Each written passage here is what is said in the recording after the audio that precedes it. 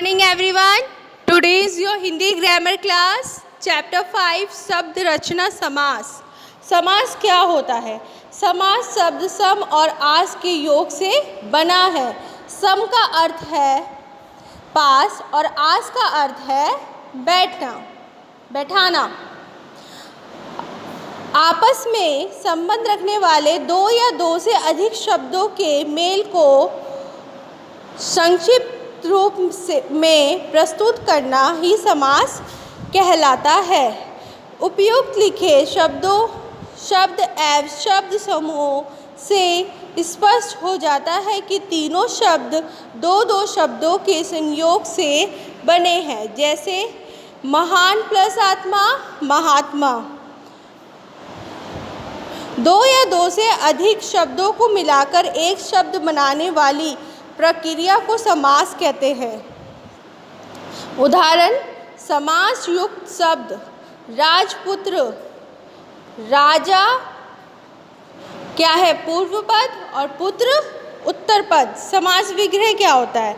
समास युक्त शब्द के पूर्व पद और उत्तर पद को अलग अलग करके लिखने की प्रक्रिया समास विग्रह कहलाती है। उदाहरण: राजसभा, समास विग्रह राजा की सभा। समास के 6 भेद होते हैं। सबसे पहला अव्ययी भाव, जिस समस्त पद का प्रथम पद प्रधान व अव्यय हो वह अव्ययी भाव समास होता है। जैसे कि हर रोज, इसका समास विग्रह रोज रोज। तत्पुरुष समास, जिस समास का अंतिम पद प्रधान होता है तथा समास करते समय उसके विभक्ति चिन्ह, उसे क्या कहते हैं? तत्पुरुष समास। जैसे कि देखिए, तत्पुरुष समास के कितने भेद होते हैं? 6 भेद होते हैं इसके भी। सबसे पहला कर्म तत्पुरुष समास, जिसमें हम किसका यूज़ करते हैं? को पसर्ग का लोप। जैसे कि सब प्रिय, सबको प्रिय। करण तत्पुरुष समास, समास युक्त शब्द से का प्रयोग करते हैं हम करण में।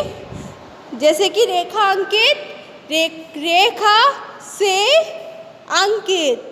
नेक्स्ट इज संप्रदान तत्पुरुष, इसमें के लिए का यूज होता है। जैसे युद्ध भूमि, युद्ध के लिए भूमि। अपादान तत्पुरुष समास से कर मुक्त, कर से मुक्त। संबंध तत्पुरुष समास का के की। गंगा जल, गंगा का जल।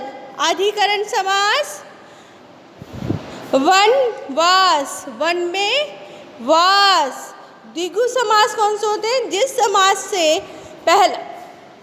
पहला पद संख्यावाची हो और पूरा समास समूह या समाहार का बोध कराए, उसे द्विगु समास कहते हैं। जैसे त्रिकोण, 3 कोणों का समूह।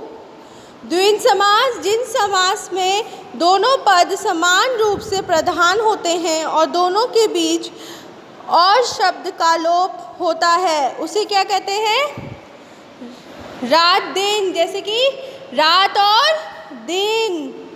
कर्मधारय समास, कर्मधारय समास, जिस समास का पहला पद विशेषण और दूसरा पद विशेष्य हो अथवा दोनों पदों में उच्चारण का संबंध हो, कर्मधारय समास होता है। जैसे चंद्रमुख, चांद के समान मुख।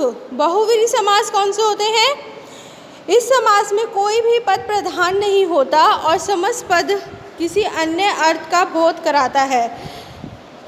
जैसे दशानन, दश है आनंद जिसके, Ravan. I hope you all are understand. Read this chapter again and again. Thank you.